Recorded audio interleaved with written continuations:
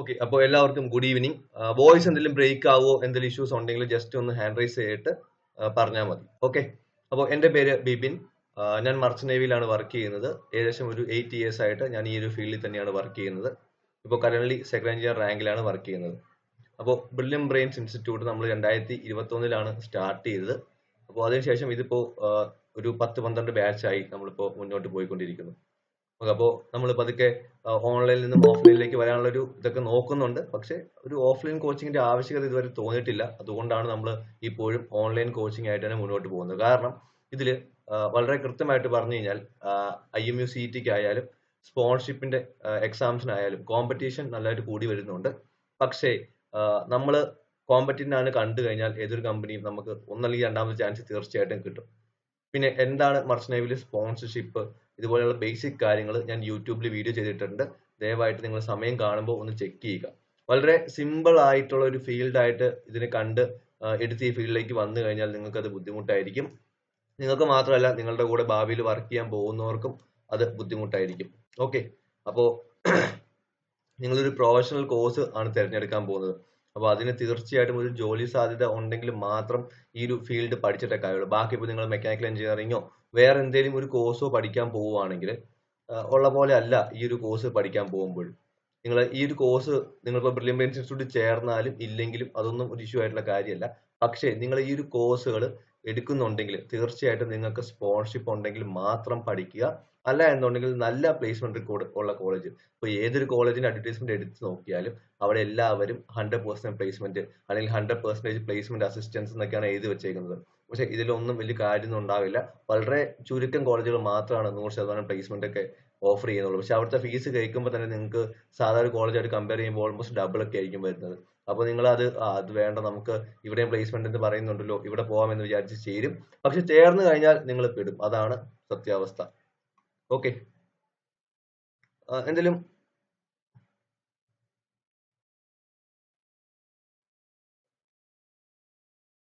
Okay, ഇടയ്ക്കൊന്ന് കട്ടായി പോയായിരുന്നോ? Okay, Bineesh B clear ആവുന്നില്ല. ബാക്കിയുള്ളവർക്ക് എങ്ങനെയുണ്ട്? ഡൊണാൾഡ് വി തോമസ് ക്ലിയർ ആണോ? സാറേ കുറച്ചു മുമ്പ് ബ്രേക്ക് ആയിരുന്നു. ഓക്കെ, അത് നെറ്റിന്റെ ഒരു ഇഷ്യൂ ആണെന്ന് എനിക്ക് തോന്നുന്നു കേട്ടോ. ഓക്കെ, ഇപ്പോ ക്ലിയർ അല്ലേ? ഓക്കെ, എന്തായാലും ഇതിന്റെ റെക്കോർഡിംഗ് സെക്ഷനും ഞാൻ നിങ്ങൾക്ക് മാക്സിമം ഇടാൻ നോക്കാം. ഓക്കെ, നിങ്ങളുടെ ഡൗട്ടുകൾ ചോദിക്കാനുള്ള ഒരു അവസരവും ഞാൻ തീർച്ചയായിട്ടും തരാം. ഓക്കെ, അപ്പോൾ ഇതിനകത്ത് മാക്സിമം എനിക്ക് തോന്നുന്നു ഒരാൾ ഹാൻഡ് റൈസ് ചെയ്തിട്ടുണ്ട്. നിങ്ങൾക്ക് എല്ലാവർക്കും സംശയം ചോദിക്കാനുള്ള ഒരു അവസരം ഞാൻ തീർച്ചയായിട്ടും തരാം. അപ്പോൾ അത് നമുക്ക് ലാസ്റ്റിലേക്ക് മാറ്റി വയ്ക്കാം. ഓക്കെ, അപ്പോൾ എനിക്ക് പറയാനുള്ള കാര്യങ്ങൾ നിങ്ങൾ ഫസ്റ്റ് ഒന്ന് കേൾക്കുക. അപ്പോൾ ഈ ഒരു ഫെബ്രുവരി മാക്സിമം ഇതിൽ ഉള്ളവരൊക്കെ ഫെബ്രുവരി ബാച്ചിലേക്ക് വന്നവരായിരിക്കും. ഓക്കെ, ഫെബ്രുവരി അല്ല, ഓഗസ്റ്റ് ബാച്ചിലേക്ക്, 2025 ഓഗസ്റ്റ് ബാച്ചിലേക്ക് DNS കോഴ്സ് നോക്കുന്നവരോ അല്ലെങ്കിൽ BSc നോട്ടിക്കൽ സയൻസ് നോക്കുന്നവരോ അല്ലെങ്കിൽ BTech മറൈൻ എഞ്ചിനീയറിംഗ് നോക്കുന്നവരായിരിക്കും. അപ്പോൾ നിങ്ങൾ +2 പഠിക്കുന്നവരാണെങ്കിലും +2 കഴിഞ്ഞിട്ട് നിൽക്കുന്നവരാണെങ്കിലും നിങ്ങൾ ഒരു മാർച്ച് ഏപ്രിൽ മാസങ്ങളിൽ മാക്സിമം ആപ്ലിക്കേഷൻസ് കൊടുക്കാൻ നോക്കുക. ഫെബ്രുവരി തൊട്ട് ഇപ്പോൾ ഓൾറെഡി കുറെ കമ്പനീസ് ഓപ്പൺ ആയിട്ടുണ്ട്. ഓപ്പൺ ആയി കൊടുത്തവർക്ക് പ്രശ്നമില്ല. പക്ഷെ അല്ലാത്തവർ ഒന്ന് ഫെബ്രുവരി പകുതിയോടുകൂടി സ്റ്റാർട്ട് ചെയ്യുന്നതായിരിക്കും നല്ലത്. ഫെബ്രുവരി മാർച്ച് ആയിട്ട് കൊടുക്കുക. ഒരുപാട് ഡിലേ ആക്കാൻ നിൽക്കരുത്. ഇപ്പൊ നിങ്ങൾക്ക് ഇപ്പൊ കൊടുക്കണമെങ്കിൽ കൊടുക്കാം. പക്ഷെ നിങ്ങളുടെ എക്സാം ഇപ്പോൾ +2 അപ്പയർ ചെയ്യുന്നവരൊക്കെ ഇപ്പൊ തന്നെ ആപ്ലിക്കേഷൻ കൊടുത്ത് ചിലപ്പോൾ മാർച്ച് ആകുമ്പോഴേക്കും ഡേറ്റ് വന്നാൽ പിന്നെ നിങ്ങളുടെ +2വിന്റെ ഡേറ്റും ഇതുമായിട്ട് ക്ലാഷ് ആയി പിന്നെ നിങ്ങൾക്ക് ഡേറ്റ് ചേഞ്ച് ചെയ്യണം. അതൊക്കെ അതിന്റെ പുറകെ നടക്കാൻ കുറച്ച് പാടായിരിക്കും. അതുകൊണ്ടാണ് ഞാൻ ഒരു മാർച്ച് വരെ നിങ്ങളൊന്ന് വെയിറ്റ് ചെയ്തിട്ട് കൊടുക്കുവാണെങ്കിൽ നല്ലതായിരിക്കും എന്ന് പറയുന്നത്. അപ്പോൾ മാർച്ച് ഒക്കെ ആകുമ്പോഴേക്കും എല്ലാവരും, മാർച്ച് ഒരു പകുതി ആകുമ്പോൾ തന്നെ എല്ലാവരും +2 എക്സാമിന്റെ ഇടയ്ക്ക് ഗ്യാപ്പ് കിട്ടുമ്പോൾ തന്നെ എല്ലാവരും ഈ ഒരു മാക്സിമം കമ്പനികളുടെ ആപ്ലിക്കേഷൻ കൊടുക്കാൻ നോക്കുക. ഈ ഒരു ആപ്ലിക്കേഷൻ ഇപ്പോൾ DNS നോക്കുവാണെങ്കിൽ ഒരുപാട് കമ്പനീസ് വരും. നോർമലി വരുന്നത് ആംഗ്ലോ ഈസ്റ്റേൺ. നിങ്ങൾ നോട്ട് ചെയ്യേണ്ട ഒരു നോട്ട് ചെയ്യുക കേട്ടോ. ആംഗ്ലോ ഈസ്റ്റേന്റെ ആപ്ലിക്കേഷൻ ഫോം ഇപ്പൊ തന്നെ ഓപ്പൺ ആവും. ഗ്രേറ്റ് ഈസ്റ്റേന്റെ ഫോം ഓപ്പൺ ആവും. IMI നോയിഡ, സമുദ്ര ഇൻസ്റ്റിറ്റ്യൂട്ട്, SCI, പിന്നെ 7 ഐലൻഡ്സ് ഇൻസ്റ്റിറ്റ്യൂട്ട്, ഇതുപോലുള്ള കമ്പനീസിന്റെ ഒക്കെ കോളേജിന്റെ ഒക്കെ ആപ്ലിക്കേഷൻ നിങ്ങൾ എത്രയും വെക്കുന്ന കൊടുത്തെടുക്കുക. പിന്നെ അമെറ്റിലും ചില സമയത്ത് വരാറുണ്ട്. ഇതിന്റെ എല്ലാത്തിന്റെ ആപ്ലിക്കേഷന് വേണ്ടിയിട്ട് മാത്രം നിങ്ങൾ ഒരു 10,000 രൂപ അടുത്ത് മാറ്റി വെക്കേണ്ടി വരും. കാരണം എല്ലാത്തിന്റെ ആപ്ലിക്കേഷൻ ഫീസ് വരുന്നത് ഓൾമോസ്റ്റ് 700 to 1,500 ഉള്ളിലേക്കായിരിക്കും വരുന്നത്. എനിക്ക് തോന്നുന്നു IMI നോയിഡാണ് ഏറ്റവും കൂടുതൽ ഫീസ് വാങ്ങുന്നത്. ഓൾമോസ്റ്റ് 2,000. IMI നോയിഡ് നിങ്ങൾക്ക് ഫീസ് കൊടുക്കാൻ പൈസ ഇല്ലെങ്കിൽ നിങ്ങൾക്ക് ഈവൻ അത് മാറ്റി വെച്ചാലും കുഴപ്പമില്ലെന്ന് ഞാൻ പറയുള്ളൂ. പക്ഷെ ഒരു കാരണവശാലും ആംഗ്ലോ ഈസ്റ്റേൺ, ഗ്രേറ്റ് ഈസ്റ്റേൺ, സമുദ്ര ഇൻസ്റ്റിറ്റ്യൂട്ട്, 7 ഐലൻഡ്സ്, SCI ഇതുപോലുള്ള ആപ്ലിക്കേഷൻസ് ഒരു കാരണവശാലും ഫില്ല് ചെയ്യാണ്ടിരിക്കരുത്. ഷിപ്പിംഗ് കമ്പനികളുടെ ഓൺ കോളേജസ് ഒരു കാരണവശാലും മിസ്സാക്കരുത്. പിന്നെ കുറെ പേര് പറഞ്ഞു സമുദ്ര ഇൻസ്റ്റിറ്റ്യൂട്ട് ഒക്കെ ഒരു കാരണം, കുറെ പേര് പറഞ്ഞൊരു കാരണമാണ് സാർ ഈ കോളേജിൽ കുറച്ച് വെയിറ്റിംഗ് പീരീഡ് കൂടുതലാണ്, അവിടെ കുറച്ച് വെയിറ്റിംഗ് പീരീഡ് കൂടുതലാണ്. ഇതൊന്നും നിങ്ങൾ ഇപ്പോഴത്തെ അവസ്ഥയിൽ കേൾക്കാനേ പാടില്ല. പല ആൾക്കാരും ബേസിക്കലി കേഡറ്റ്സ് ആണ് ഇത് പറഞ്ഞു പരത്തുന്നത്. അതായത് ഒരു ഷിപ്പൊക്കെ അടിച്ച ആൾക്കാർ മാത്രമാണ് ഇത് പറയുന്നത്, അല്ലെങ്കിൽ ഈ ഫീൽഡിലേക്ക് പോകാൻ നോക്കുന്നവർ അവിടെ യൂട്യൂബിൽ ഇവിടെ വീഡിയോ കണ്ടിട്ടാണ് ഇത് പറയുന്നത്. ഇപ്പൊ നിങ്ങൾക്ക് ഈ ഒരു ഫീൽഡിലേക്ക് എൻട്രി കിട്ടുന്നതിന് വളരെ ബുദ്ധിമുട്ടാണ്. നിങ്ങൾ ഫസ്റ്റ് ആംഗ്ലോ നിങ്ങൾക്ക് 2-3 കിട്ടട്ടെ, നിങ്ങൾക്കൊരു 3 കമ്പനി കിട്ടുവാണെങ്കിൽ നമുക്ക് അന്നേരം നോക്കാം ഇതിനകത്ത് വെയിറ്റിംഗ് പീരീഡ് കുറവ് കമ്പനി ഏതാണ്, ഇതിൽ ഏറ്റവും ബെസ്റ്റ് സാലറി ഓഫർ ചെയ്യുന്ന കമ്പനി ഏതാണ് നല്ല സൂപ്പർ ആയിട്ടുള്ള കമ്പനി. നിങ്ങൾക്ക് ഒന്നും കിട്ടാണ്ട് നിങ്ങൾ ഞാൻ ആംഗ്ലോയിൽ മാത്രമേ പോകുള്ളൂ എന്ന് പറഞ്ഞുകൊണ്ട് ഇരുന്ന് കഴിഞ്ഞാൽ ആകെ ഉള്ള 80 സീറ്റും വരുന്നത് ഓൾമോസ്റ്റ് 3000-4000 ആപ്ലിക്കേഷനുമാണ്. അപ്പോൾ നിങ്ങളുടെ പ്രോബബിലിറ്റി കിട്ടാനുള്ള ചാൻസസ് വളരെ കുറവാണ്. ഓക്കെ, ഇത് നിങ്ങൾ നെഗറ്റീവ് അടിപ്പിക്കാൻ വേണ്ടി പറയുന്നതല്ല, ഇതാണ് സത്യം. ഓക്കെ, സോ നിങ്ങൾ മാക്സിമം എവിടെയൊക്കെ ആപ്ലിക്കേഷൻ കൊടുക്കുവാണെങ്കിൽ നിങ്ങളുടെ കിട്ടാനുള്ള ചാൻസസ് കൂടിയിരിക്കും. പല ആൾക്കാരും വെയിറ്റിംഗ് പീരീഡ് കൂടുതലാണ്, അല്ലെങ്കിൽ അവിടെ സാലറി കുറച്ച് കുറവാണ്. കേഡറ്റിന്റെ ഒന്നും സാലറി നിങ്ങൾ നോക്കേണ്ടേ കാര്യമില്ല. നിങ്ങൾ ട്രെയിനിങ്ങിനാണ് പോകുന്നത്. ഒരു 1 ഇയർ കോഴ്സ് പഠിക്കുമ്പോൾ നിങ്ങൾ സാലറി അല്ല ഫസ്റ്റ് നോക്കേണ്ടത്. നിങ്ങൾക്കൊരു ജോബ് കിട്ടുമോ, ഈ ഒരു കോഴ്സ് പഠിച്ചാൽ നിങ്ങൾക്ക് ട്രെയിനിങ് കംപ്ലീറ്റ് ചെയ്യാൻ പറ്റുമോ എന്നുള്ള കാര്യമാണ് നിങ്ങൾ ഫസ്റ്റ് നോക്കേണ്ടത്. അങ്ങനെ ഒരു കാര്യം കിട്ടുന്നുണ്ടെങ്കിൽ അങ്ങനെ ഒരു കോളേജ് മാത്രമാണ് എടുക്കാവുള്ളൂ. അതല്ലാണ്ട് നിങ്ങൾക്ക് നല്ലൊരു IMU റാങ്ക് ഉണ്ടെന്ന് നിങ്ങൾ IMU കോളേജ് എടുത്തു കഴിഞ്ഞാൽ അവിടെ പ്ലേസ്മെന്റോ കാര്യങ്ങളോ ഇല്ലെങ്കിൽ IMU കോളേജസ് നിങ്ങൾക്ക് ഒരു കമ്പനികളുടെയും സ്പോൺസർഷിപ്പ് ഇല്ലാണ്ട് പഠിക്കാൻ പറ്റും. പക്ഷേ ഒള്ളി IMU കോളേജസിൽ മാത്രമാണ് പറ്റൂ. As per DG shipping, director general of ഷിപ്പിംഗിന്റെ റൂൾ അനുസരിച്ച് നിങ്ങൾക്ക് ഒരു സ്പോൺസർഷിപ്പ് ഇല്ലെങ്കിൽ ആകെ പഠിക്കാൻ പറ്റുന്നത് ഗവൺമെന്റ് കോളേജുകളിൽ മാത്രമാണ്. പക്ഷേ അത് ഒരു റിസ്ക് ഫാക്ടറാണ്. നമുക്ക് കിട്ടിയില്ലെങ്കിൽ നമ്മൾ പെടും. ഓക്കെ, അപ്പോൾ മാക്സിമം നമ്മൾ സ്പോൺസർഷിപ്പ് ഉണ്ടെങ്കിൽ മാത്രം ഈ ഫീൽഡ് എടുക്കുക. സ്പോൺസർഷിപ്പ് കിട്ടുന്നില്ലെങ്കിൽ തീർച്ചയായിട്ടും റിപ്പീറ്റ് ചെയ്യാൻ വേണ്ടി റെഡി ആവുക. IMUCET എക്സാം ക്രാക്ക് ചെയ്യാണ്ട് നമുക്ക് എങ്ങും അഡ്മിഷൻ എടുക്കാൻ പറ്റില്ല. ഇനി കുറെ ഏജന്റ്സ് വരുന്നു പറയും, കുറെ ഏജന്റുകളും നിങ്ങൾ അവിടെ ഇവിടെ അന്വേഷിക്കുമ്പോൾ കുറെ ഏജന്റ് പറയും IMUCET ആണ് ഞങ്ങൾ അവിടെ സീറ്റ് വാങ്ങിച്ചു തരാം, ഇവിടെ സീറ്റ് വാങ്ങിച്ചു തരാം. അങ്ങനെ ഒരു കാര്യത്തിൽ നിങ്ങൾക്ക് ചിന്തിക്കാനേ പറ്റില്ല. ആസ് പെർ റൂൾസ് നിങ്ങൾക്ക് IMUCET എക്സാം ഇല്ലാണ്ട് ഇന്ത്യയിൽ ഒരു കോളേജിലും ഒരു കോളേജിൽ അഡ്മിഷൻ ലീഗലി എടുക്കാൻ പറ്റില്ല. ഇൻ കേസ് നിങ്ങൾക്ക് അങ്ങനെ ഏജന്റ് നിങ്ങളെ കയറ്റുന്ന വിചാരിക്കുക ഒരു സീറ്റിൽ, നിങ്ങൾ എവിടെ വെച്ചാണ് പിടിക്കുന്നത്, നിങ്ങൾ ഭാവിയിൽ 5 കൊല്ലം വർക്ക് ചെയ്യുന്ന ആ സമയത്താണ് നിങ്ങൾ പിടിക്കുന്നതെന്ന് വിചാരിക്കുക. നിങ്ങളുടെ ഇൻഡോസ് നമ്പറോ CDCO കാര്യങ്ങളൊക്കെ ക്യാൻസൽ ചെയ്ത് കഴിഞ്ഞാൽ പിന്നെ നിങ്ങൾക്ക് ഒരു കാര്യവും ഉണ്ടാവില്ല. ഓക്കെ, സോ ഒരു കാരണവശാലും അങ്ങനത്തെ ലൂപ്പ് ഹോൾസ് ഉണ്ടെങ്കിൽ തന്നെ യൂസ് ചെയ്യരുത്. കാരണം നമുക്കറിയാം നമ്മളൊരു കറപ്റ്റഡ് എൻവയോൺമെന്റിലാണ് ജീവിക്കുന്നത്. പക്ഷെ ഇങ്ങനെ ഒരു സംഭവം നടക്കില്ല, അത് വേറെ കാര്യം. പക്ഷെ നടക്കും എന്ന് വിചാരിച്ച് ആരെങ്കിലും ഒക്കെ പറഞ്ഞു തരുന്നുണ്ടെങ്കിൽ അത് വളരെ തെറ്റായിട്ടുള്ള കാര്യമാണ്. സോ IMUCET എക്സാം ക്വാളിഫൈ ചെയ്യാണ്ട് നിങ്ങൾക്ക് ഒരു മുമ്പിലേക്ക് പോകാൻ പറ്റില്ല. സോ IMUCET എക്സാമിന് വേണ്ടി നന്നായിട്ട് പ്രിപ്പയർ ചെയ്യുക. IMUCET എക്സാമിന് പ്രിപ്പയർ ചെയ്യാൻ വേണ്ടി നിങ്ങൾ ബേസിക്കലി മാർക്കറ്റിൽ ഒരുപാട് ബുക്കുകൾ അവൈലബിൾ ആണ്. ഈ ബുക്കുകളൊന്നും IMU റെക്കമെൻഡ് ചെയ്യുന്ന ബുക്കുകളല്ല. ഓരോരുത്തർ അവരുടെ ഇഷ്ടത്തിന് കുറെ MCQ എഴുത്തുണ്ടാക്കി വെക്കുന്ന ബുക്കുകളാണ്. അത് 1500 രൂപയ്ക്കും 2000 രൂപയ്ക്കും വിൽക്കുന്ന ബുക്കുകളാണ്. ലീഗലി IMUന്റെ ഒറിജിനൽ ക്വസ്റ്റ്യൻ പേപ്പേഴ്സ് എങ്ങും അവൈലബിൾ അല്ല. ഓക്കെ, കാരണം ഇതൊരു CBT type computer based exam മാത്രമാണ്. എല്ലാ കൊല്ലവും ക്വസ്റ്റ്യൻ സമയം നല്ല വേരിയേഷൻ ഉണ്ട്. പക്ഷെ ബേസിക്കലി ഇതിൽ വരുന്നത് PCMന്റെ ബേസിക് ടൈപ്പ് ക്വസ്റ്റ്യൻ ആണ്. ഒരുപാട് ടഫ് ക്വസ്റ്റ്യൻസ് വരാറില്ല. പക്ഷെ ചില സമയത്ത് +2 സിലബസിന് പുറമെ +1 സിലബസും 10th ബേസിക് ക്വസ്റ്റ്യൻസും വരാറുണ്ട്. ലാസ്റ്റ് ഇയർ കുറച്ച് +1 ക്വസ്റ്റ്യൻസ് കൂടുതൽ കയറി വന്നിട്ടുണ്ടായിരുന്നു. അപ്പോൾ ബേസിക്കലി 10th +1 +2 ഈ ഒരു മൂന്നും കൂടി ചേർന്ന ഒരു മിശ്രിതമായ ടൈപ്പ് ക്വസ്റ്റ്യൻസ് ആണ് വരുന്നത്. നോർമലി 14,000 റാങ്ക് വരെ, ഒരു 13,500 14,000 റാങ്ക് വരെയൊക്കെയാണ് IMUCET ആൾക്കാരെ ക്വാളിഫൈ ചെയ്യുന്നത്. പണ്ടൊക്കെ എല്ലാവരും ആരൊക്കെ അറ്റൻഡ് ചെയ്യുന്നു അവരൊക്കെ IMUCET എക്സാം പാസ് ആവാറുണ്ടായിരുന്നു. പക്ഷെ ഇപ്പോഴത്തെ ഒരു അവസ്ഥ അങ്ങനെയല്ല. കാരണം ബേസിക്കലി IMUന്റെ ഒരു ക്രൈറ്റീരിയ വെച്ചാൽ മാക്സിമം എല്ലാവരും പാസ്സാക്കുന്നതാണ് അവരുടെ ഒരു ക്രൈറ്റീരിയ. പക്ഷേ നമുക്കിപ്പോ ഒരു എക്സാമ്പിൾ പറയുവാണെങ്കിൽ ഒരു മൊത്തം ഇന്ത്യയിൽ മറൈൻ എഞ്ചിനീയറിംഗ് ഒരു 1000 സീറ്റ് ഉണ്ടെന്ന് വിചാരിക്കുക. ഇതിലേക്ക് ഇവര് 1050 പേരായിരിക്കും പാസ്സാക്കി വിടുന്നത്. ഇപ്പോൾ 2000 പേര് വന്നു കഴിഞ്ഞാൽ അവർക്ക് ഓൾമോസ്റ്റ് 950 ആൾക്കാരെ തോപ്പിച്ചേ പറ്റുള്ളൂ. അപ്പോൾ ബേസിക്കലി അതാണ്. ഇപ്പോൾ അതിൽ പക്ഷെ നിങ്ങൾ എക്സാമ്പിൾ പറയുകയാണെങ്കിൽ ഈ 1000 സീറ്റിൽ ആകെ വന്നത് 800 പേരാണെങ്കിൽ അവരെ 800 പേരെയും ജയിപ്പിക്കും. മനസ്സിലാവുന്നുണ്ടോ? സോ ഇത് ബാക്കിയുള്ള ഒരു എൻട്രൻസ് എക്സാം പോലെ അല്ല. അത് നിങ്ങൾ ഫസ്റ്റ് മനസ്സിലാക്കുക. ഇപ്പോൾ നമ്മുടെ ചുറ്റിനും ഒരുപാട് ഇൻസ്റ്റിറ്റ്യൂട്ടുകൾ ഇതൊരു ഭയങ്കര ബിസിനസ് മാർഗമായിട്ട് കണ്ടിട്ട് 60,000 രൂപയ്ക്ക് IMUCET കോച്ചിങ്, 80,000 രൂപയ്ക്ക് IMUCET കോച്ചിങ് എന്നൊക്കെ പറഞ്ഞ് നടക്കുന്നുണ്ട്. ബേസിക്കലി ഒരു കാര്യം പറഞ്ഞുതരാം. ഇത് നീറ്റോ കീമോ പോലെ നിങ്ങൾക്ക് IMUCETക്ക് നല്ല റാങ്ക് ഉണ്ടെങ്കിൽ ആ കമ്പനി എടുക്കും അല്ലെങ്കിൽ ഈ കമ്പനി എടുക്കും എന്നുള്ള സംഭവം ഒന്നും ഇവിടെ ഇല്ല. നിങ്ങൾ IMUCET എക്സാം ഇതൊരു ക്വാളിഫയിങ് എക്സാം ആണ്. അതായത് മാരത്തോൺ പോലെയാണ്. ആരോടി എത്തിയാലും എല്ലാവർക്കും കിട്ടും. കയറി എത്തുന്നവർക്കൊക്കെ സർട്ടിഫിക്കറ്റ് കിട്ടും എന്ന് പറഞ്ഞ പോലെ IMUCET എക്സാം ക്വാളിഫൈ ആവുന്നവർക്ക് അഡ്മിഷൻ എടുക്കാൻ വേണ്ടിയുള്ള ഒരു ബേസിക് ക്വാളിഫിക്കേഷൻ മാത്രമാണ് IMUCET എക്സാം. IMCT എക്സാം നല്ല റാങ്ക് കിട്ടിക്കഴിഞ്ഞാൽ നമുക്കുള്ള ബെനിഫിറ്റ്സ് എന്താണെന്ന് പറഞ്ഞുതരാം. IMCT എക്സാം നല്ല റാങ്ക് കിട്ടിക്കഴിഞ്ഞാൽ നിങ്ങൾ ഗവൺമെന്റ് കോളേജ് നോക്കുവാണെങ്കിൽ, ഇപ്പോൾ IMUന്റെ കോളേജുകൾ നോക്കുവാണെങ്കിൽ അത് റാങ്ക് ബേസ്ഡ് ആയിട്ടായിരിക്കും എടുക്കുന്നത്. ഓക്കെ. പിന്നെ ഒരു 10,000 റാങ്കിലൊക്കെ താഴെ വരുവാണെങ്കിൽ, സെക്യൂർ ചെയ്യാൻ പറ്റുവാണെങ്കിൽ അത് വളരെ നല്ല കാര്യമാണ്. ചില കമ്പനികൾ ഇപ്പോൾ 7 ഐലൻഡ്സ്, SCI പോലുള്ള കമ്പനീസ് ഒക്കെ IMUന്റെ റാങ്ക് ബേസ്ഡ് ആയിട്ട് പിള്ളേർക്ക് കൺസിഡറേഷൻ കൊടുക്കാറുണ്ട്. ബാക്കിയുള്ള കമ്പനീസ് ബാംഗ്ലൂർ എടുക്കുവാണെങ്കിലും നമ്മളുടെ സമുദ്ര ഇൻസ്റ്റിറ്റ്യൂട്ട് ഒക്കെ എടുക്കുവാണെങ്കിലും IMCT എക്സാം ക്വാളിഫൈ ചെയ്യണമെന്ന് മാത്രമേ പറഞ്ഞിട്ടുള്ളൂ. അല്ലാണ്ട് ഇന്ന റാങ്കിൽ താഴെയുള്ളവരെ മാത്രമേ എടുക്കുകയുള്ളൂ, അല്ലെങ്കിൽ ഈ റാങ്കിൽ കൂടുതലുള്ളവർക്ക് ഒരു എക്സ്ട്രാ പരിഗണന ഉണ്ട് എന്നുള്ള കാര്യങ്ങളൊന്നും പ്രൈവറ്റ് ഇൻസ്റ്റിറ്റ്യൂഷൻസ് ഒന്നും കൊടുക്കുന്നില്ല. ഈ ഇടയ്ക്ക് ഞങ്ങൾ ഒരു മീറ്റപ്പ് വെച്ചിട്ടുണ്ടായിരുന്നു. ബ്രില്യൻ ബ്രെയിൻസ് ഇൻസ്റ്റിറ്റ്യൂട്ടിന്റെ പ്രീവിയസ് സ്റ്റുഡൻസിന്റെയും ഇപ്പൊ കറന്റ് റൺ ചെയ്തിരിക്കുന്ന സ്റ്റുഡൻസിന്റെയും ഒരു മീറ്റപ്പ് വെച്ചിട്ടുണ്ടായിരുന്നു. ക്യാപ്റ്റൻ ജോസ്മോൻ ആയിരുന്നു അതിൽ ഗസ്റ്റ് ആയിട്ടുണ്ടായിരുന്നത്. അതുപോലെ തന്നെ സമുദ്ര ഇൻസ്റ്റിറ്റ്യൂട്ടിന്റെ സൗതേൺ റീജിയന്റെ സീനിയർ അസോസിയേറ്റും ആ ഒരു മീറ്റിംഗിൽ പങ്കെടുത്തിരുന്നു. അതിന്റെ വീഡിയോ ബ്രില്യൻ ബ്രെയിൻസ് എന്ന് പറഞ്ഞ യൂട്യൂബ് ചാനലിൽ കിടക്കുന്നുണ്ട്. അതിൽ വളരെ കൃത്യമായിട്ട് ആ ഒരു സമുദ്ര ഇൻസ്റ്റിറ്റ്യൂട്ടിന്റെ ആൾക്കാർ പറഞ്ഞ കാര്യങ്ങളാണ് ഞാനിപ്പോൾ ഇവിടെ തിരിച്ച് റിപ്പീറ്റ് ചെയ്തത്. അപ്പോൾ അവരോട് നമ്മൾ സംസാരിച്ച കാര്യങ്ങളാണ് ഇതെല്ലാം. എന്തെങ്കിലും ഇപ്പോൾ നിങ്ങൾക്ക് IMCTക്ക് റാങ്ക് കൂടുതൽ കിട്ടിയ എന്തെങ്കിലും ബെനിഫിറ്റ് ഉണ്ടോ, അല്ലെങ്കിൽ ഡിഗ്രി കഴിഞ്ഞ് വന്നവർക്ക് എന്തെങ്കിലും ബെനിഫിറ്റ് ഉണ്ടോ? നിങ്ങളെ അവർ ബേസിക്കലി നോക്കുന്നത്, അല്ലെങ്കിൽ ഇംഗ്ലീഷ് ലാംഗ്വേജ് ഒരുപാട് അറിഞ്ഞാൽ മാത്രമാണ് എടുക്കുകയുള്ളൂ, ഈ കാര്യങ്ങൾക്കൊന്നും ഭയങ്കരമായ ഇമ്പോർട്ടൻസ് ഇല്ല. You should be able to communicate. നിങ്ങൾ എന്താണ് അവർ ചോദിക്കുന്നത് അതിന് കൃത്യമായിട്ടുള്ള ആൻസർ പറയാൻ വേണം. അതുപോലെ തന്നെ നിങ്ങൾക്ക് വളരെ കൃത്യമായിട്ടൊരു ഐഡിയ ഉണ്ടായിരിക്കണം. ഇപ്പോൾ എക്സാം വിനീത് ബി ബ്രേക്ക് ആവുന്നുണ്ട്. വേറെ ആർക്കെങ്കിലും ബ്രേക്ക് ആവുന്നുണ്ടോ സൗണ്ട്? ഗോവിന്ദ് കൃഷ്ണ, കുറച്ചു നേരത്തെ ബ്രേക്ക് ആയിരുന്നു.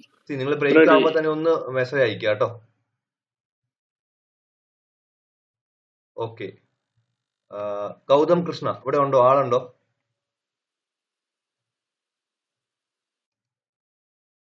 ഓക്കെ, ഗൗതം കൃഷ്ണനെ റിമൂവ് ചെയ്യാം. ഓക്കെ.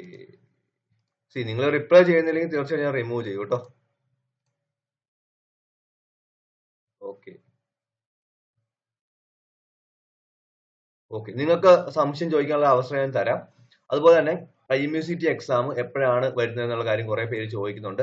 നോർമലി IMCT എക്സാം വരുന്നത് ജൂണിലായിരിക്കും. അപ്പോൾ നമ്മളുടെ കോച്ചിങ്ങിന്റെ കാര്യം പറയാം. നമ്മളിപ്പോൾ എന്താ പ്ലാൻ ചെയ്തേക്കുന്നത് വെച്ച് കഴിഞ്ഞാൽ, ഇപ്പോൾ ഇതിൽ +2 പഠിച്ചുകൊണ്ടിരിക്കുന്ന കുറെ പേരുണ്ട്, അതുപോലെ തന്നെ +2 കഴിഞ്ഞ കുറെ പേരുണ്ട്. ഇത് രണ്ടുപേരെയും കൂടി നമുക്ക് ഇത് രണ്ട് സെപ്പറേറ്റ് ബാച്ച് നടത്താനുള്ള പിള്ളേരുണ്ടോ എന്ന് നമുക്ക് കറക്റ്റ് ആയിട്ട് അറിയത്തില്ല. കാരണം ആ ഒരു പോൾ ഇട്ടപ്പോൾ കുറച്ച് 27 പേര് ഏപ്രിലിൽ സ്റ്റാർട്ട് ചെയ്യണം എന്നാണ് പറഞ്ഞത്. അപ്പോൾ ആകെ കുറച്ച് പേരാണ് ഇപ്പൊ തന്നെ സ്റ്റാർട്ട് ചെയ്യുന്നത് പറഞ്ഞേ ഉള്ളൂ. അപ്പോൾ നമ്മൾ ബേസിക്കലി എന്താ ഉദ്ദേശിക്കുന്നത് വെച്ച് കഴിഞ്ഞാൽ, ഇപ്പോൾ തന്നെ നമ്മൾ ആപ്ലിക്കേഷൻ ഫീസ് വാങ്ങിച്ച് നമ്മൾ ഈ ഒരു ബാച്ച് പതുക്കെ സ്റ്റാർട്ട് ചെയ്യും. പക്ഷെ ഇപ്പോൾ റെഗുലർ ക്ലാസ്സസ് നമ്മൾ സ്റ്റാർട്ട് ചെയ്യില്ല. അപ്പോൾ നമ്മൾ എന്താ ചെയ്യാൻ പോകുന്നതെന്ന് വെച്ച് കഴിഞ്ഞാൽ, നമ്മളിപ്പോ ബേസിക് ഫീസ് വാങ്ങിച്ചിട്ട് നമ്മൾ പതുക്കെ ക്ലാസ്സസ് എന്ന് വെച്ചാൽ ബേസിക് മർച്ചന്റ് നേവി ക്ലാസ്സുകളും അതുപോലെ തന്നെ മോക്ക് ഇന്റർവ്യൂ സെക്ഷനും എന്തൊക്കെ കാര്യങ്ങളാണ് പഠിക്കേണ്ടത് അങ്ങനത്തെ കാര്യങ്ങൾ മാത്രം ഡിസ്കസ് ചെയ്ത് മുന്നോട്ട് പോകും. അപ്പോൾ സ്വന്തമായിട്ട് നിങ്ങൾക്ക് എന്തൊക്കെ പഠിക്കണം അതിനുള്ള ഹെൽപ്പ് കാര്യങ്ങളൊക്കെ നമ്മൾ ചെയ്ത് പതുക്കെ പോവും.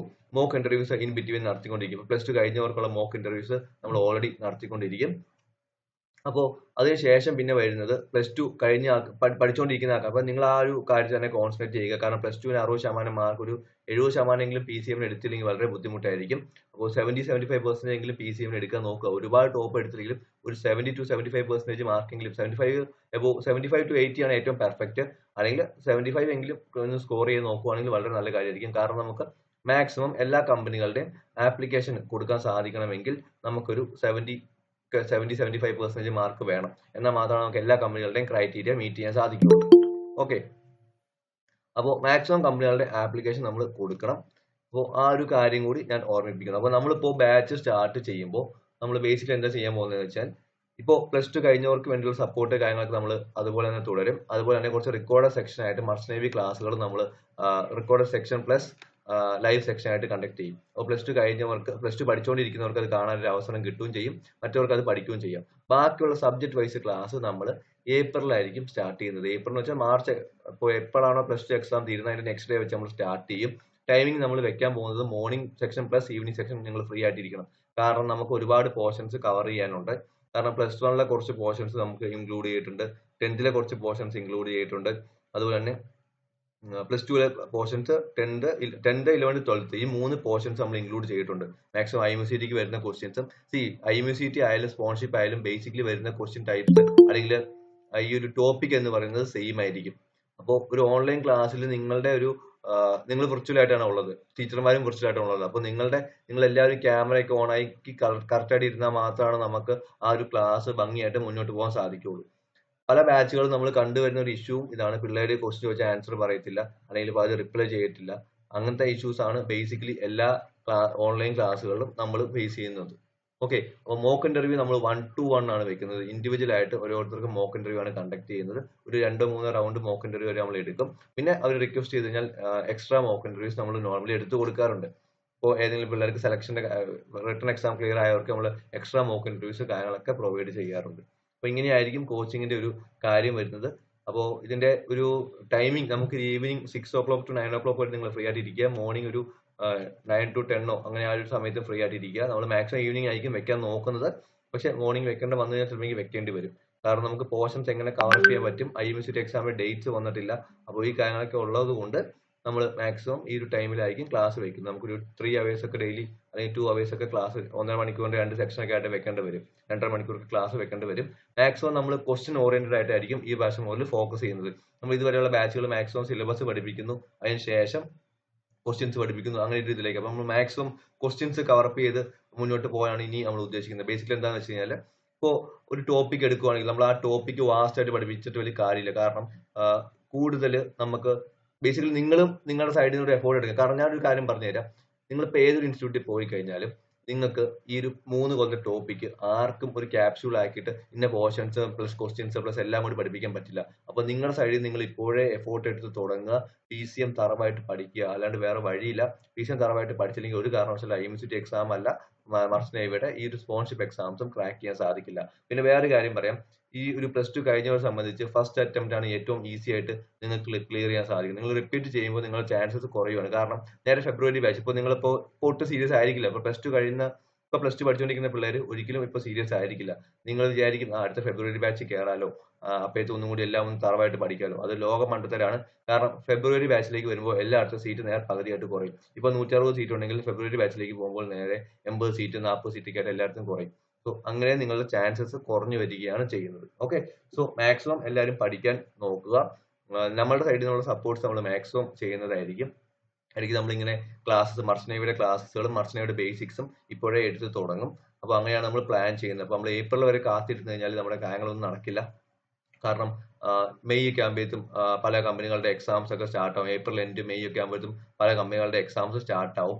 നിങ്ങൾക്ക് ഒരു ബേസിക് ഐഡിയ വേണമെങ്കിൽ നിങ്ങൾ ഇപ്പോഴേ പ്രിപ്പയർ ചെയ്ത് തുടങ്ങണം. +2 കഴിഞ്ഞവർക്ക് അത്ര ഒരു ഇഷ്യൂ വരുമെന്ന് തോന്നുന്നില്ല. കാരണം അവർ ഇപ്പോഴേ ആ ഒരു സബ്ജക്ട്സ് പഠിച്ചു തുടങ്ങുന്നതുകൊണ്ട് വലിയൊരു ഇഷ്യൂസ് വരത്തില്ല. +2 കഴിഞ്ഞിരിക്കുന്നവർ നന്നായിട്ട് ഇപ്പോഴേ പഠിച്ചു തുടങ്ങുക.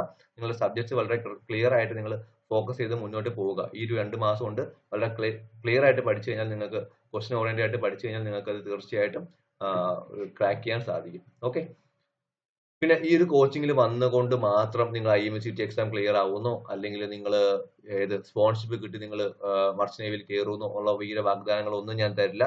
നമ്മൾ ചെയ്യാൻ പോകുന്നത് മാക്സിമം സപ്പോർട്ട് മാത്രമായിരിക്കും. ഞാൻ എപ്പോഴും എല്ലാ സ്റ്റുഡൻസിനോടും പറയുന്ന ഒരു കാര്യമാണ്, ഇവിടെ വന്നു കഴിഞ്ഞാൽ ഇവിടെ പഠിച്ചു കഴിഞ്ഞാൽ നിങ്ങൾക്ക് സ്പോൺഷിപ്പ് കിട്ടും, അല്ലെങ്കിൽ IMCT എക്സാം നിങ്ങൾ ക്രാക്ക് ചെയ്യാം. നിങ്ങൾ പഠിച്ചു കഴിഞ്ഞാൽ നിങ്ങൾക്ക് കിട്ടും, അത്ര മാത്രമേ പറയുള്ളൂ. നിങ്ങൾക്ക് വേണ്ട മെയിൻ ബാക്ക് സപ്പോർട്ടും എന്താണ് മർച്ചന്റ് നേവി എന്നുള്ള കാര്യവും, മർച്ചന്റ് നേവിയിൽ വന്നു കഴിഞ്ഞാലുള്ള ഗുണങ്ങളും ദോഷങ്ങളും, എന്തൊക്കെ ടോപ്പിക്സ് ആണ് നിങ്ങൾ ബേസിക്കലി കവർ ചെയ്യേണ്ടത്, എന്തൊക്കെ ടൈപ്പ് ക്വസ്റ്റ്യൻസ് ആണ് വരുന്നത്, പ്രീവിയസ് നമ്മുടെ കയ്യിലുള്ള IMCT എക്സാംസും കാര്യങ്ങളൊക്കെ നമ്മൾ കവർ ചെയ്യാനും ആയിരിക്കും ഉദ്ദേശിക്കുന്നത്.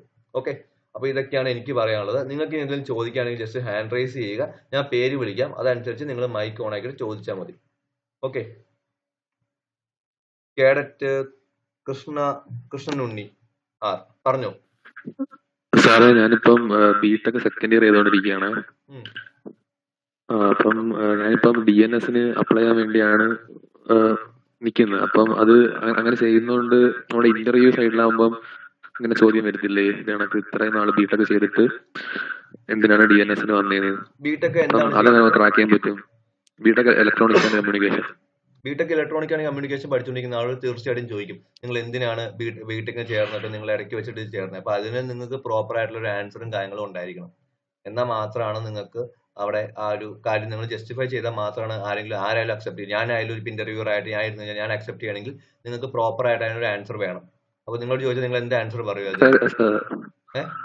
സാറേ റീസൺ എന്ന് വെച്ച് കഴിഞ്ഞാൽ ഇത് കണക്ക് എനിക്കും മർച്ചന്റ് പോകാൻ ആഗ്രഹം. പക്ഷെ എന്റെ വീട്ടുകാർക്ക് ഇത് കണക്ക് IT ഫീൽഡ് തന്നെ വിടാനാണ് ആഗ്രഹം. അതുകൊണ്ട് എന്നെ കൊണ്ട് ചേർത്ത്. പക്ഷെ എന്റെ മർച്ചന്റ് പോകാനുള്ള ആഗ്രഹം കൊണ്ട് ഞാൻ പിന്നെ ഇതിന് ട്രൈ ചെയ്യുന്നു. അതാണ് സത്യാവസ്ഥ അതാണ്. സോഫ്റ്റ്വെയർ എഞ്ചിനീയർ ആവണമെങ്കിൽ നിങ്ങൾ പഠിക്കേണ്ടത് ഇലക്ട്രോണിക്സ് അല്ലല്ലോ, നിങ്ങൾ പഠിക്കേണ്ടത് CSE ഒക്കെ ആയിരിക്കുമല്ലോ. സോഫ്റ്റ്വെയർ എന്ന് വെച്ച് കഴിഞ്ഞാൽ ഹാർഡ്വെയർ സോഫ്റ്റ്വെയർ രണ്ട് ഫീൽഡിലും പോകാൻ പറ്റും. അതുകൊണ്ടാണ് ഇലക്ട്രോണിക്സ് എടുത്തത്. ഓക്കെ, സോ അത് നിങ്ങൾ പ്രോപ്പർ ആയിട്ട് ആൻസർ ചെയ്യാൻ അവരെ കൺവിൻസ് ചെയ്യാൻ സാധിച്ചു കഴിഞ്ഞാൽ നിങ്ങൾക്ക് ക്ലിയർ ആക്കാൻ പറ്റും. അല്ലെങ്കിൽ നമുക്കൊന്നും പറയാൻ പറ്റില്ല. ചാൻസസ് നമുക്ക് പറയാൻ പറ്റില്ല. ഒരുപാട് പേര് അങ്ങനെ വരുന്നുണ്ട്. നിങ്ങൾക്കത് പ്രോപ്പർ ആയിട്ട് ജസ്റ്റിഫൈ ചെയ്ത് നിങ്ങൾക്ക് എന്താണ് ഇഷ്ടമാവാൻ കാരണം മർച്ചന്റ് നേവി. അപ്പൊ അവർ ചോദിക്കുന്ന അടുത്ത ക്വസ്റ്റ്യൻ ആയിരിക്കും, why you are passionate about merchant navy എന്ന് ചോദിച്ചാൽ നിങ്ങൾ എന്താ ആൻസർ ചെയ്യും? കൊച്ചിലോട്ട് എന്റെ പാഷൻ ആയിരുന്നു. എനിക്ക് ഒരാൾക്ക് ഒരു സാധനത്തോട് പാഷൻ ഉണ്ടെങ്കിൽ എന്താണ് പാഷൻ? അപ്പൊ എന്താണ് നിങ്ങൾക്ക് മർച്ചന്റ് നേവിയെ കുറിച്ച് അറിയാവുന്നത്? എന്തൊക്കെ ടൈപ്പ് ഷിപ്സ് ഉണ്ട്? ബൾക്ക് കാരിയേഴ്സ് ഉണ്ട്, കണ്ടെയ്നേഴ്സ് ഉണ്ട്, പാസഞ്ചർ ഷിപ്പ് ഉണ്ട്. What is RoRo? മറ്റേ വെഹിക്കിൾസ് കൊണ്ടുവന്ന ഷിപ്പ്, അതാണ് RoRo ship. What is PCC ship? അതറിയില്ല. What is live carriers? എന്ന് വെച്ച് കഴിഞ്ഞാൽ ഈ നമ്മുടെ കാറ്റിൽസിനെ കൊണ്ടുവന്ന ലൈവ് ആയിട്ടുള്ള എന്ത് സാധനം കൊണ്ടുപോകുന്നതും ലൈവ് കാരിയേഴ്സ് ആണ്. ഓക്കെ, അപ്പോ പിന്നെ അതുപോലെ തന്നെ വാട്ട് ഈസ് എഡ്ഡിസ്? അറിയില്ല സാർ. നിങ്ങൾ പാഷനേറ്റ് ആണെന്ന് ചോദിക്കുമ്പോൾ അവര് നെക്സ്റ്റ് ഇന്റർവ്യൂ ചോദിക്കാൻ പോകുന്ന ക്വസ്റ്റ്യൻസ് ആണ് ഇത്. എന്താണ് എഡ്ഡിസ്, എന്താണ് ഇത്, എന്താണ് അത്, എന്താണ് ഷിപ്പിന്റെ ബേസിക് സ്ട്രക്ചർ, ഷിപ്പിന്റെ 5-6 പാർട്സ് പറഞ്ഞു, ബേസിക് പാർട്സ്. ഹള്ളുണ്ട്, ബ്രിഡ്ജ് ഉണ്ട്, പ്രൊപ്പല്ലർ ഉണ്ട്, ഡെക്ക് സൈഡ് ഉണ്ട്, എഞ്ചിൻ സൈഡ് ഉണ്ട്, പിന്നെ ബോ ഉണ്ട്. പ്രൊപ്പല്ലർ എന്ന് വെച്ചാൽ എന്താണ്? ഷിപ്പിനെ മൂവ് ചെയ്യാൻ സഹായിക്കുന്ന. അപ്പൊ ഇങ്ങനെ നിങ്ങളോട് ചോദിക്കുന്ന ക്വസ്റ്റ്യൻ ഒക്കെ നിങ്ങൾ ജസ്റ്റിഫൈ ചെയ്യുവാണെങ്കിൽ ചിലപ്പോൾ നിങ്ങൾ എടുക്കാനുള്ള ചാൻസ് ഉണ്ട്. മനസ്സിലാവുന്നുണ്ടോ? നിങ്ങൾ ആക്ച്വലി പാഷനേറ്റ് ആണോ എന്ന് അവർക്ക് മനസ്സിലാവണമെങ്കിൽ ഇപ്പൊ നിങ്ങൾ എല്ലാവരും പറഞ്ഞൊരു കാര്യമാണ്, why you want to join merchant എന്ന് ചോദിച്ചപ്പോൾ എല്ലാവരും പറയുന്ന കുറെ കാര്യങ്ങളാണിത്. എനിക്ക് ചെറുപ്പം മുതലേ പാഷനേറ്റ് ആണ്, എനിക്ക് മർച്ചന്റ് നേവിയിൽ പോകുന്നത് ഭയങ്കര ആഗ്രഹമാണ്. എന്താണ് ആഗ്രഹം വരാനുള്ള കാരണം, അല്ലെങ്കിൽ എന്താണ് നിങ്ങൾ മർച്ചന്റ് നേവിയെ കുറിച്ച് അതിനുശേഷം പഠിച്ചിട്ടുള്ളത്? അപ്പോൾ ആ കാര്യങ്ങളൊക്കെ നിങ്ങൾക്ക് ജസ്റ്റിഫൈ ചെയ്യാൻ സാധിച്ചു കഴിഞ്ഞാൽ there is a chance. മനസ്സിലാവുന്നുണ്ടോ? ഓക്കെ, അപ്പൊ നിങ്ങളത് ട്രൈ ചെയ്യുന്നുണ്ടെങ്കിൽ എത്രയും വേഗം ട്രൈ ചെയ്യുക. അല്ല എന്നുണ്ടെങ്കിൽ നിങ്ങൾ BTech കഴിഞ്ഞ ശേഷം ട്രൈ ചെയ്യുക. മനസ്സിലാവുന്നുണ്ടോ? നിങ്ങൾക്ക് അന്നേരം ചാൻസ് ഉണ്ട്. സാറേ നമ്മുടെ ഫീസ് എങ്ങനെ ആയിരിക്കും? നമ്മൾ എത്ര പിള്ളേരുണ്ടോ അത് ബേസ്ഡ് ആണ് നോർമലി ഫീസ് ഇത് ചെയ്യുന്നത്. ബേസിക്കലി നിങ്ങൾക്ക് എവിടെയും ഇല്ലാത്തൊരു ഏറ്റവും കുറഞ്ഞ ഫീസ് ആയിരിക്കും ഇവിടെ വാങ്ങുന്നത്. ഓക്കെ, അത് ഞാൻ കൺഫേം ആക്കിയിട്ട് നിങ്ങൾക്ക് ഡിസ്കസ് ചെയ്യാം. എത്ര പിള്ളേരുണ്ടെന്ന് നോക്കി അതിന് വേണ്ടിയിട്ടാണ് ഞാൻ പിള്ളേരുടെ നമ്പർ ചോദിക്കുന്നത്. എന്തായാലും ഒരു 8,000 to 10,000 താഴെയാണ് വരുള്ളൂ. അത് ഞാൻ കൺഫേം ആക്കിയിട്ട് ഓക്കെ. ടിൻറ്റു, അമിജേഷ് ടിൻറ്റു ചോദിച്ചോ? ഹാൻഡ് റൈസ് ചെയ്തിട്ടുണ്ടല്ലോ. ഫീസിന്റെ കാര്യം മാത്രമേ ഉള്ളൂ. ഓക്കെ, അത് ക്ലിയർ ആയല്ലോ. ഓക്കെ, ഫർഹാൻ ഇന്ന് ക്യാമറ ഓൺ ആക്കോ? എന്താണ് ആരും ക്യാമറ ഓൺ ആക്കാത്തത്?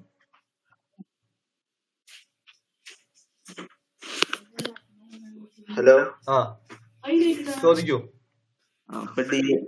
DNS ജോയിൻ ആയതിനു ശേഷം 18 മാസം ട്രെയിനിങ് ഉണ്ടാവില്ലേ? ഉണ്ടാവും. അപ്പൊ അത് കഴിഞ്ഞിട്ട് എക്സാം ഉണ്ട് പറഞ്ഞില്ലേ? ഉണ്ട്. അപ്പൊ അത് ക്ലിയർ ആവാതെ ഫെയിൽ ആവുന്ന ആൾക്കാരുണ്ടോ? അത് ക്ലിയർ ആവാണ്ട് ഫെയിൽ ആവാണ്ട് നിങ്ങൾ പിന്നെ ക്ലിയർ ആക്കി എടുക്കണം. വേറെ വഴിയില്ല. അല്ലെങ്കിൽ നിങ്ങൾക്ക് മുന്നോട്ട് പോകാൻ പറ്റത്തില്ല. അപ്പൊ 18 മാസം കഴിഞ്ഞിട്ട് ഏതോ കോഴ്സ് ചെയ്യണം പറഞ്ഞില്ലേ? അത് നല്ല ഫീസ് ഉണ്ടാവും. അതിനൊരു എല്ലാം കൂടി ഒരു 1 ലക്ഷം രൂപയൊക്കെ വരുമായിരിക്കും. അത് നിങ്ങൾ പൈസ ഉണ്ടാക്കുന്നുണ്ടല്ലോ കേട്ടാകുമ്പോ.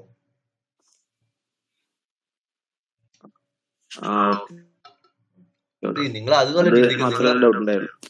നിങ്ങൾ പാഷനേറ്റ് ആണ് നിങ്ങൾ ചിന്തിക്കേണ്ടത്. അത് നമുക്ക് ക്ലിയർ ആക്കാം.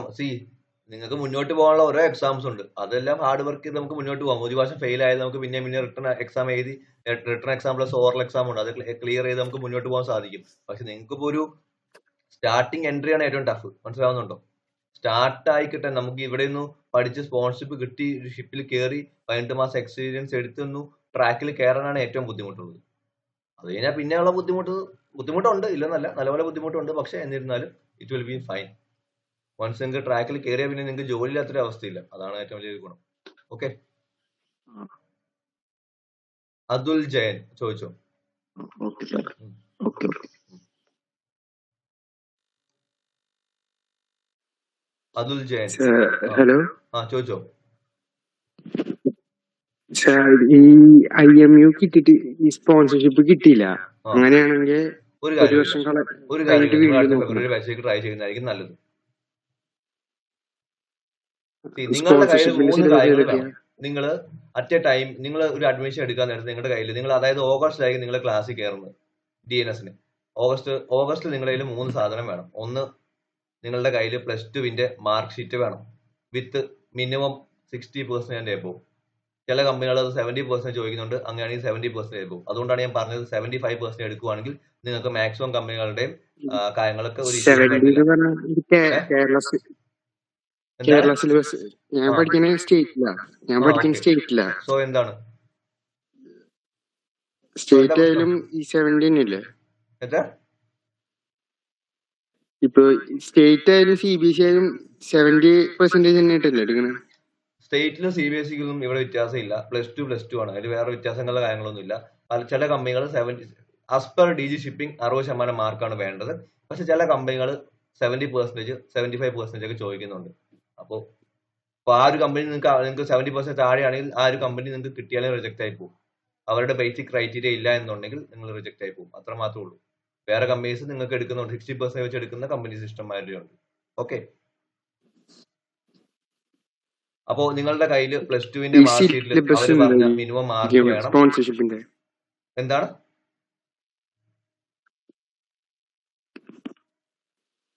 +2 സ്പോൺസർഷിപ്പിന്റെ സിലബസ് ഏതായിരുന്നു? ഞാൻ ഓൾറെഡി പറഞ്ഞായിരുന്നു, മീറ്റിംഗിൽ ഇടയ്ക്ക് വെച്ചായിരിക്കും കയറിയത്. വളരെ കൃത്യമായിട്ട് +2 സ്പോൺഷിപ്പിന്റെയും IMUCT എക്സാമിന്റെയും എല്ലാത്തിന്റെ സിലബസ് സെയിം ആണ്. +2 PCM plus English and aptitude, പിന്നെ GKയും. ഇതാണ് എല്ലാത്തിന്റെയും സിലബസ് വരുന്നത്. ഓക്കെ, അത് +2 NCERT ടെക്സ്റ്റ് ബുക്ക് എന്ന് വളരെ കൃത്യമായിട്ട് IME വെബ്സൈറ്റിലും കിടക്കുന്നുണ്ട്. ഓക്കെ, അത് ക്ലിയർ ആയോ? ഓക്കെ, അടുത്തത് Shyam. Yes sir. Okay, Shyam ചോദിച്ചോളൂ. ഹലോ ചോദിച്ചോ. സാർ, മറ്റേ ഈ സ്പോൺസർഷിപ്പ് ആപ്ലിക്കേഷൻ ഇല്ലേ, ആപ്ലിക്കേഷൻ ഫോം, അതിന് അപ്ലൈ ചെയ്യാൻ പാസ്പോർട്ട് വേണം. അത് വേണം പാസ്പോർട്ട്? അതൊരു ഇമ്പോർട്ടന്റ് ക്വസ്റ്റ്യൻ ആണ്. നിങ്ങളുടെ കയ്യിൽ at the time of admission, അതായത് ഓഗസ്റ്റിൽ നിങ്ങളുടെ കയ്യിൽ പാസ്പോർട്ട് ഉണ്ടായിരിക്കണം. പല കമ്പനികൾ ആപ്ലിക്കേഷൻ കൊടുക്കുമ്പോൾ തന്നെ വളരെ കൃത്യമായിട്ട് മെൻഷൻ ചെയ്തിട്ടുണ്ടാവും നിങ്ങളോട് പാസ്പോർട്ട് എടുക്കാൻ വേണ്ടി. അപ്പോൾ പാസ്പോർട്ട് ഇല്ലാത്ത ആൾക്കാർ എത്രയും വെക്കുന്ന പാസ്പോർട്ടിന്റെ ആപ്ലിക്കേഷൻ കൊടുക്കുക. ഓക്കെ, കാരണം at the time of admission passport ഇല്ലെങ്കിൽ നിങ്ങളെ അടുത്ത ഫെബ്രുവരി ബാച്ചിലേക്കോ അല്ലെങ്കിൽ മാറ്റി വെക്കാനുള്ള ചാൻസസ് ഒക്കെ ഉണ്ട്. സോ പാസ്പോർട്ട് എത്രയും വെക്കുന്ന എടുക്കുക. അപ്പൊ അതിലെല്ലാവരും ചോദിക്കുന്ന ഒരു ക്വസ്റ്റൻ ആണ്, എനിക്ക് 18 വയസ്സ് ആവുന്നേ ഉള്ളൂ, ആവാൻ പോകുന്നേ ഉള്ളൂ, മൈനർ പാസ്പോർട്ട് എടുത്താൽ മതിയോ? There is no issues. Minor passport ആണെങ്കിലും കുഴപ്പമില്ല, നിങ്ങൾ പാസ്പോർട്ട് എടുക്കുക. ഓക്കെ,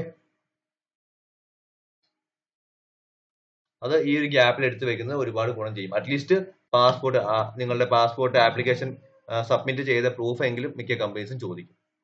ഇന്റർവ്യൂവിനൊക്കെ ചെല്ലുമ്പോൾ പാസ്പോർട്ട് ഒന്ന് ചോദിക്കുമ്പോൾ ഡു യു ഹാവ് പാസ്പോർട്ട് ചോദിക്കുമ്പോൾ ഇല്ലെന്ന് പറഞ്ഞു കഴിഞ്ഞാൽ okay you can join next time എന്നൊക്കെ പറഞ്ഞാൽ വിടാനുള്ള ചാൻസ് ഉണ്ട്. ഓക്കെ, സോ എത്രയും വെക്കുന്നത് പാസ്പോർട്ട് എടുക്കുന്നത് നല്ലതായിരിക്കും. ഓക്കെ,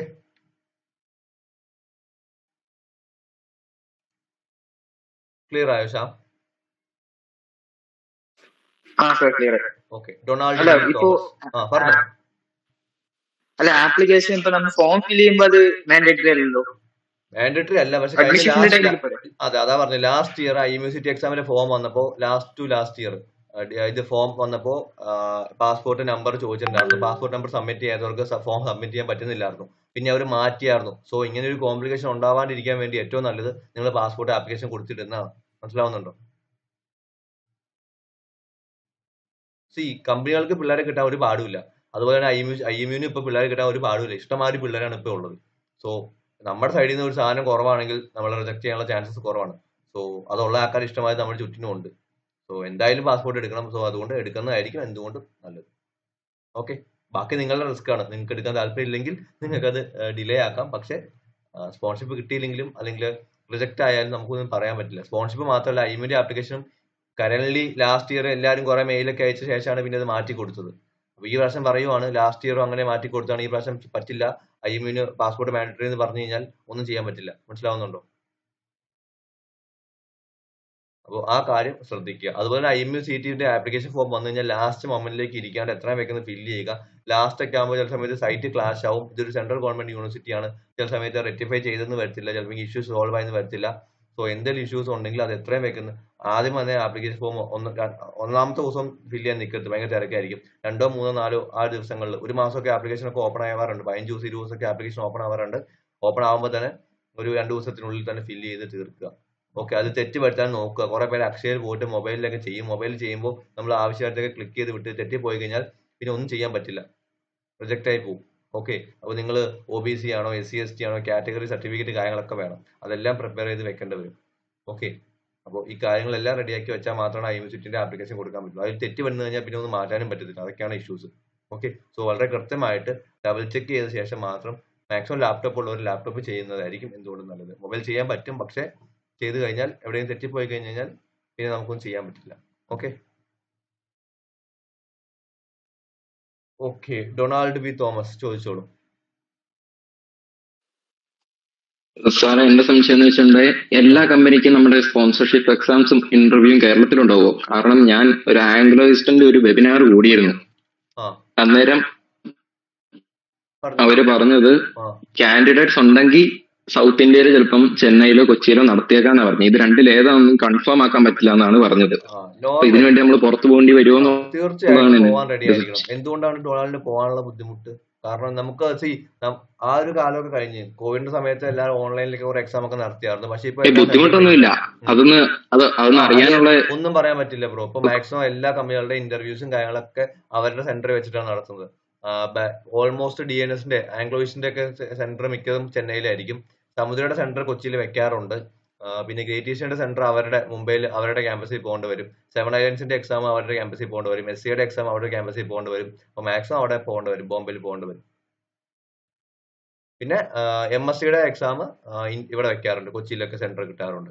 പിന്നെ IMU CT എക്സാമിന്റെ കാര്യം പറയുവാണെങ്കിൽ കഴിഞ്ഞ മാസം തൃശ്ശൂർ ചോദിച്ചവർക്ക് ബാംഗ്ലൂരൊക്കെ കിട്ടിയത്, മാംഗ്ലൂർ ചോദിച്ചവർക്ക് തിരുവനന്തപുരമാണ് കിട്ടിയത്. അപ്പോൾ അതിന്റെ കാര്യത്തിൽ നമുക്ക് ഒന്നും പറയാൻ പറ്റില്ല. നിങ്ങൾക്ക് ചോദിക്കുന്ന സെന്റർ കിട്ടണമെന്നൊന്നുമില്ല. IMU CT എക്സാമിന്റെ കാര്യം ഇപ്പൊ കണക്കാണ്. നമുക്ക് ചോദിക്കുന്ന പോലെ സെന്റർ ഒന്നും കിട്ടുന്നില്ല. മനസ്സിലാവുന്നുണ്ടോ? അപ്പോൾ അതുപോലെ തന്നെയാണ് സ്പോൺഷിപ്പിന്റെ എക്സാമിന്റെ കാര്യവും. നമുക്ക് സെന്റർ കിട്ടണം. ഇപ്പൊ ഇവിടെ നടത്തുന്ന കേരളത്തിൽ നടത്തണം എന്നൊന്നുമില്ല. കമ്പനീസ് ഇപ്പൊ MSc ലാസ്റ്റ് ഇയർ കേരളത്തിൽ നടത്തിയത് പറയുവാണെങ്കിൽ കേരളത്തിൽ നടത്തുന്നത് ചെന്നൈയിൽ നടത്തുള്ളൂ, ചെന്നൈയിലെ നടത്തുള്ളൂ. മനസ്സിലാവുന്നുണ്ടോ? ഇതെല്ലാം കമ്പനികളുടെ ഇഷ്ടമാണ് എവിടെ വെച്ച് നടത്തുക എന്നുള്ള കാര്യം. അവർക്ക് വേണമെങ്കിൽ നടത്താം. ഒരുപാട് പിള്ളേർ അവർക്ക് ഇവിടെ നല്ലൊരു സെന്റർ കിട്ടി നടത്താൻ ഇതുണ്ടെങ്കിൽ കോസ്റ്റ് അവരെല്ലാം നോക്കുമല്ലോ. എക്സാം നടത്താനുള്ള കോസ്റ്റ് നോക്കും, എത്ര പിള്ളേരുണ്ടെന്ന് നോക്കും, ഇതെല്ലാം നോക്കും. എന്നിട്ട് മാത്രമാണ് സെന്റർ തീരുമാനിക്കുള്ളൂ. ഇപ്പൊ സാധാരണ നേരത്തെ കൊച്ചിയിൽ നടത്തുന്നുണ്ടായിരുന്നു, ഇപ്പൊ കൊച്ചി നിർത്തി വെച്ചേക്കുവാണ്. മിക്ക കമ്പനികളും എല്ലാവരും ചെന്നൈയിൽ വെച്ചിട്ടൊക്കെയാണ് നടത്തുന്നത്. ഓക്കെ,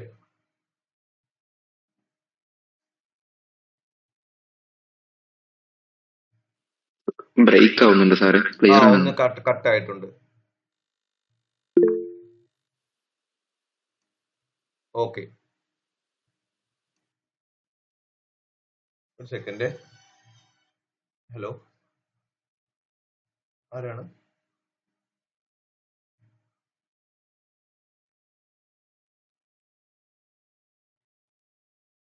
ഓക്കെ, ഞാൻ റീകണക്ട് ചെയ്യുന്നുണ്ട് കേട്ടോ. ഓക്കെ,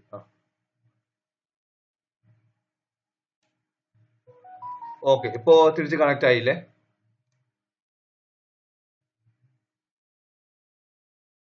ഫർഹാൻ ഇപ്പോ ലാസ്റ്റ് ഇപ്പൊ ആരോട് സംസാരിച്ചു? ഫർഹാനോടല്ലോ.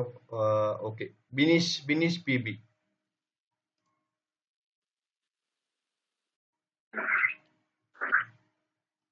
ഡൊണാൾഡ് ഡൗട്ട് ക്ലിയർ ആയില്ലേ?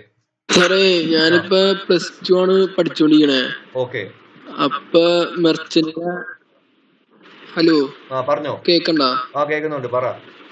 ഹലോ, കേക്കുന്നുണ്ട് ബ്രോ. സാറേ, ഇപ്പൊ +2 ആണ് ഞാൻ പഠിച്ചോണ്ടിരിക്കണേ. അപ്പൊ ആപ്ലിക്കേഷൻ കൊടുക്കുമ്പോ +2 അല്ല പ്ലസ് ടുവിന് റിസൾട്ട് കിട്ടില്ലല്ലോ, അപ്പൊ അത് റിജക്റ്റ് ആവാൻ ചാൻസ് ഉണ്ടാവോ? ഇല്ല, അതിലൊരു പ്രശ്നവുമില്ല. പ്ലസ് നിങ്ങൾ ടുവിന് റിസൾട്ട് കിട്ടില്ലല്ലോ പഠിച്ചുകൊണ്ടിരിക്കണവർക്ക്. അതിന്റെ ഈ ആവശ്യമില്ല. നിങ്ങൾ മാർച്ചിലേക്കും ആപ്ലിക്കേഷൻ കൊടുക്കണ്ടോ? ഓഗസ്റ്റ് ബാച്ചിലേക്ക് നിങ്ങൾ ആപ്ലിക്കേഷൻ കൊടുക്കുമ്പോൾ +2 മാർക്ക് നിങ്ങൾ ഫില്ല് ചെയ്യേണ്ട കാര്യമില്ല. ഹലോ ഓക്കെ, സാറേ, ബ്രേക്ക് ആവുന്നുണ്ട്. ബാക്കിയുള്ളവർക്ക് കേൾക്കാൻ പറ്റുന്നുണ്ടോ? ആ ഓക്കെ. ക്ലിയർ ആയോ?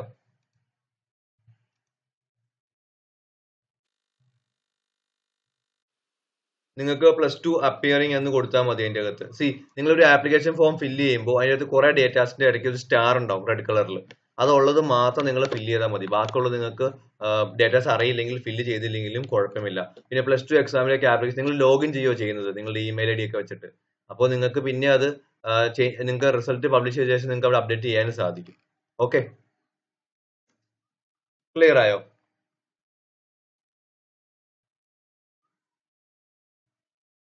ക്ലിയർ ആയോ?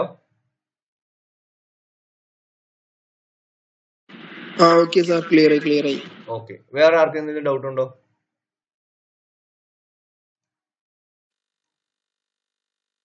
ഇല്ലെങ്കിൽ നമുക്ക് മീറ്റപ്പ് വൈൻഡപ്പ് ചെയ്യാൻ വേണ്ടിയാണ്. വേറെ എന്തെങ്കിലും ഡൗട്ട് ഉണ്ടെങ്കിൽ എത്രയും വേഗം ചോദിക്കാം കേട്ടോ.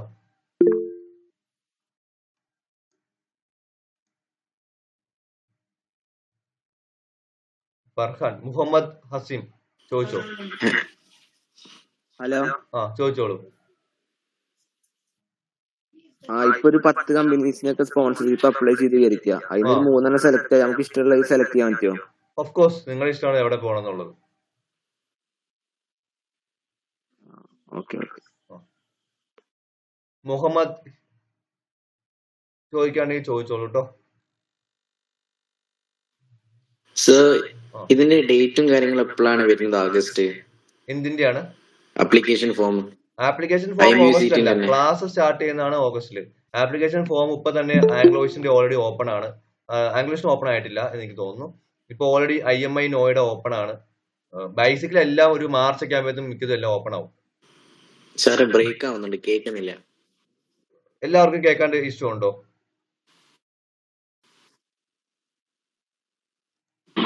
ഇടയ്ക്കിടയ്ക്ക് ബ്രേക്ക് ആവുന്നുണ്ട്. ഓക്കെ, ഒരു സെക്കൻഡ്, ഞാൻ ഒന്ന് മാറ്റി കണക്ട് ചെയ്യട്ടെ. ഒരു സെക്കൻഡ്.